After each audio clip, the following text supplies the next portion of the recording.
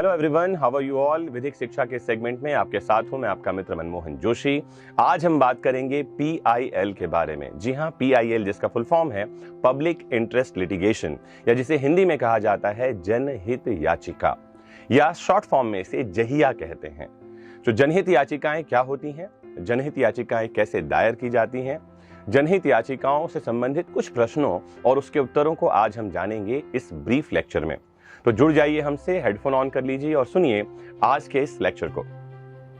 तो क्या आप अपने आसपास में घटित होने वाले विभिन्न घटनाओं से नाखुश हैं या परेशान हैं? या आपको ऐसा कहीं लगता है कि सरकार की गलत नीतियों तथा फैसलों से कुछ ऐसी परेशानी आ रही है जिससे लोगों को बुनियादी मानव अधिकारों का उल्लंघन हो रहा है, या उन्हें उनके बुनियादी मानव अधिकार नहीं मिल रहे हैं, जिससे सामाजिक अन्याय हो रहा है और भ्रष्टाचार को बढ़ावा मिल रहा है? अगर ऐसा आपको लगता है तो जनहित याचिका के बारे में आपको जानना चाहिए। सामाजिक रूप से ऐसे जागरूक नागरिकों के लिए जो कानून के माध्यम से समाज को ठीक करना चाहते हैं या समाज में परिवर्तन लाना चाहते हैं, जनहित याचिका या PIL एक शक्तिशाली उपकरण है। आज के इस ब्रीफ लेक्चर में हम जानेंगे जनहित याचिका दायर करने से संबंधित सभी प्रक्रियाओं के बारे में चरणबद्ध तरीके से। प्रश्न भी मैं लूंगा जो बहुत सारे लोगों ने मुझे पूछे हैं, और मैं साथ ही साथ उनके उत्तर भी देता जाऊंगा। जैसे सबसे पहला प्रश्न हम लेते हैं कि जनहित याचिका क्या है। प्रश्न सामने आ रहे हैं, मैं आपको आंसर दे रहा हूं। तो जनहित याचिका भारतीय कानून में सार्वजनिक हितों की रक्षा के लिए मुकदमे का एक प्रावधान है।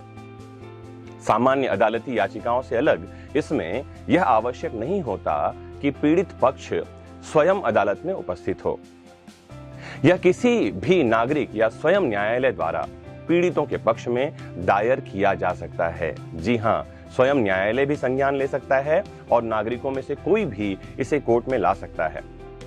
PIL में अब तक के मामलों में बहुत ही व्यापक क्षेत्रों में लोगों को राहत मिली है, जैसे कारागार और बंदी, सशस्त्र सेना, बाल श्रम, बंधुआ मजदूरी, शहरी विकास, पर्यावरण और संसाधन, उपभोक्ता मामले, शिक्षा, राजनीति, चुनाव, लोकनीति, जवाबदेही, मानव अधिकार।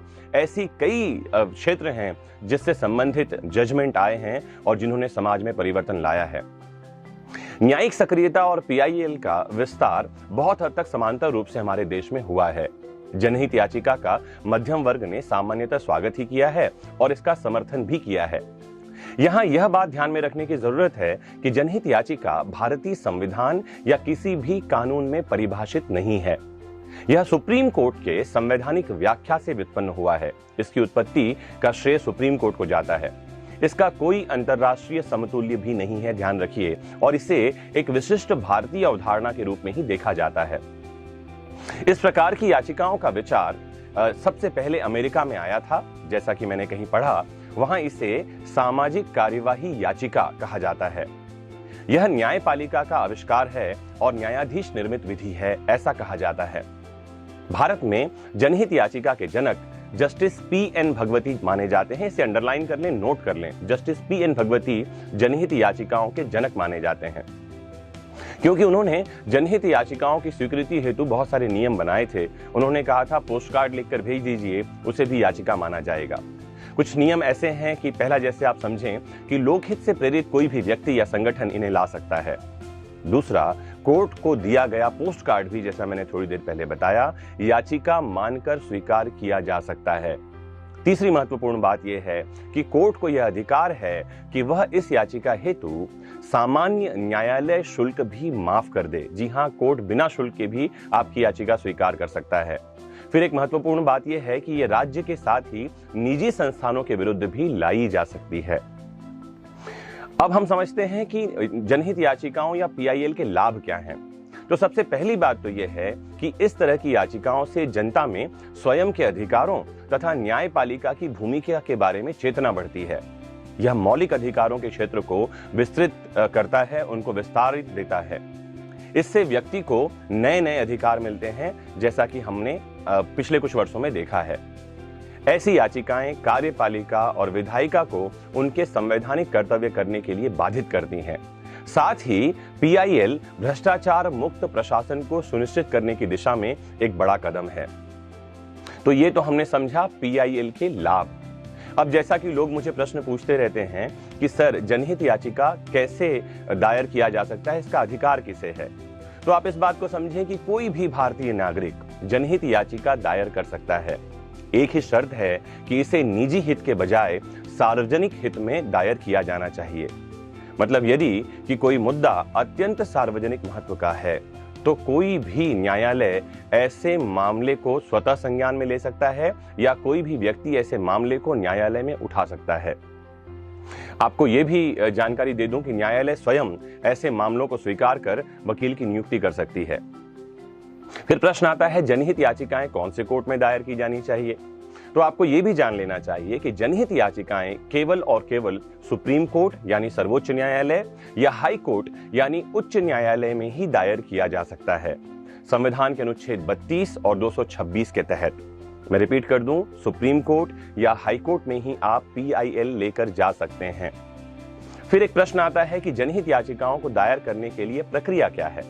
तो जनहित याचिका दायर करने से पहले जो भी याचिका करता है उसे संबंधित मामले की पूरी जानकारी ले लेनी चाहिए।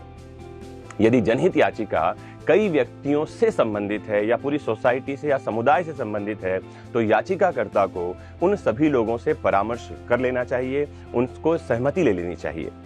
जब कभी एक बार किसी व्यक्ति द्वारा जनहित याचिका दायर करने का निर्णय ले लिया जाए तो फिर उसे अपने केस को मजबूत करने के लिए उस मामले से संबंधित सभी जानकारी और दस्तावेज इकट्ठा कर लेना चाहिए।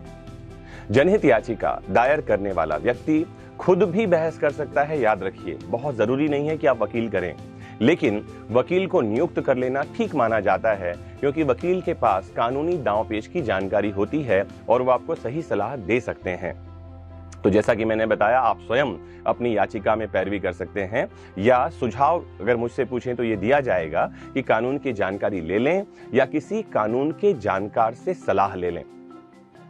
तो यदि जनहित याचिकाएं या PIL जिसे हम कहते हैं उच्च न्यायालय में दायर करते हैं तो हमको ये जानना चाहिए कि आपको 2 कॉपी उस याचिका की बनानी होती है और उस कॉपी को आप कोर्ट में रखते हैं। साथ ही याचिका की एक प्रति आपको अग्रिम रूप से प्रत्येक प्रतिवादी को भेजनी होती है। प्रतिवादी कौन होता है? वो व्यक्ति जिसके विरुद्ध आप याचिका दायर कर रहे हैं। और इसका सबूत भी आपको जनहित याचिका में जोड़ना पड़ता है कि आपने प्रतिवादी को एक प्रति भेज दी है। यदि आप जनहित याचिका सर्वोच्च न्यायालय या सुप्रीम कोर्ट में लेकर जा रहे हैं तो आपको ध्यान रखना होगा कि याचिका 5 प्रतियों में 5 कॉपीज में जमा करनी होगी। जो भी प्रतिवादी हैं उनको जनहित याचिका की प्रति तभी भेजी जानी चाहिए जब सुप्रीम कोर्ट, जिसे मैं कह रहा हूं अदालत, इसके लिए नोटिस जारी कर दे। लेकिन हाई कोर्ट में कर रहे हैं तो प्रतिवादी को पहले नोटिस भेजना होगा, पहले उसकी कॉपी भेजनी होगी और हाई कोर्ट में जो याचिका आप लगा रहे हैं उसमें इसकी जानकारी देनी होगी। फिर एक प्रश्न आता है कितना शुल्क देना होगा। अगर आप जनहित याचिका लगा रहे हैं तो क्या शुल्क है। तो अन्य अदालतों या कोर्ट में जो हम फीस देते हैं उसके मुकाबले जनहित याचिका में फीस बहुत कम लगता है। जनहित याचिका में जितने प्रतिवादियों का आपने नाम जोड़ा है 50 रुपए का शुल्क प्रतिवादी के लिए आपको प्रत्येक प्रतिवादी के लिए अदा करना पड़ता है। मतलब 5 प्रतिवादी हैं तो 5 लोगों के लिए 50 रुपए प्रति प्रतिवादी आपको शुल्क जमा करना होगा। फिर कितना खर्च आएगा ये डिपेंड करता है कि आपने कैसा वकील किया है, वकील की फीस क्या है और वकील कौन से स्तर का है। अगर आप स्वयं पैरवी कर रहे हैं तो अब बहुत ज्यादा शुल्क नहीं लगेगा, आप स्वयं पैरवी कर सकते हैं। फिर प्रश्न ये पूछा जाता है कि क्या न्यायाधीश या कोर्ट जनहित याचिकाओं को स्वीकार कर ही लेंगे। तो ये डिपेंड करता है कि मुख्य न्यायाधीश क्या सोचते हैं। तो मुख्य न्यायाधीश ही क्योंकि याचिकाओं को स्वीकार कर लेते हैं, इसीलिए यह पूरी तरह इस बात पर निर्भर करता है कि हाई कोर्ट या सुप्रीम कोर्ट के मुख्य न्यायाधीश मामले को किस रूप में देखते हैं। हाई कोर्ट या सुप्रीम कोर्ट द्वारा किसी भी जनहित याचिका को स्वीकार करने की औसत जो दर है फिलहाल 30 से 60% है। मतलब 100 याचिकाएं आती हैं तो लगभग 50 से 60 याचिकाएं स्वीकार की जाती हैं। आमतौर पर उन जनहित याचिकाओं को ही स्वीकार कर लिया जाता है जिसमें वर्णित तथ्यों से न्यायाधीश सहमत होते हैं और उन्हें यह भी लगता है कि यह विषय बहुत महत्व का है और जनता के हित में इसे सुना ही जाना चाहिए या इसके फैसले से जनता को या समाज को प्रभाव पड़ेगा। जनहित याचिका से संबंधित मामलों की सुनवाई में कितना समय लगता है, ये एक प्रश्न लगातार लोग पूछते रहते हैं। तो ये डिपेंड करता है मामले से मामले पर। यदि कोई मामला ऐसा है कि कई व्यक्तियों के जीवन से जुड़ा है, प्राण और देह की स्वतंत्रता से जुड़ा है, मानव अधिकारों से जुड़ा हुआ है या मूल अधिकार के किसी प्रश्न से जुड़ा हुआ है, तो ऐसे मामलों में अदालत बहुत ही कम समय में सुनवाई कर मामले को निपटाते हैं और जल्द से जल्द निर्णय देने का प्रयास करते हैं। लेकिन क्योंकि अदालतों में मामले बहुत ज्यादा पेंडिंग हैं, तो सामान्य तौर पर देखा यह जाता है कि जनहित याचिकाएं भी बढ़ती चली जा रही हैं, इनकी भी संख्या में बाढ़ आ गई है। इसलिए मामलों की सुनवाई और निपटारे में कई साल लग जाते हैं। हालांकि सुनवाई के दौरान जरूरत पड़ने पर अदालत अधिकारियों को कुछ कार्य करने के लिए निर्देश दे सकते हैं। न्यायालय दोनों पक्षों की अंतिम सुनवाई के बाद जनहित याचिकाओं से संबंधित जो भी मामले हैं उनमें अंतिम निर्णय देते हैं।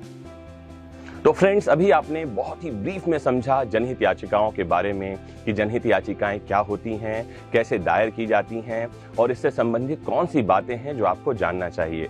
मैं आपको ये भी बता दूं कि वर्तमान समय में जनहित याचिकाओं का दुरुपयोग हो रहा है और लगातार होने वाले दुरुपयोग को देखते हुए कई बार न्यायालय याचिकाकर्ता पर कॉस्ट लगा देते हैं। कॉस्ट मतलब न्यायालय का जो समय आपने खराब किया है वो वसूल कर लिया जाता है अगर न्यायालय को ये लगता है कि ऐसी कोई याचिका राजनीतिक लाभ के लिए या पर्सनल फायदे के लिए लगाया गया है जिससे कोर्ट के समय का नुकसान हो रहा है। तो यदि आप किसी मामले में PIL लगाना चाहते हैं तो सबसे पहली बात यह है कि मामले की जानकारी ले लीजिए।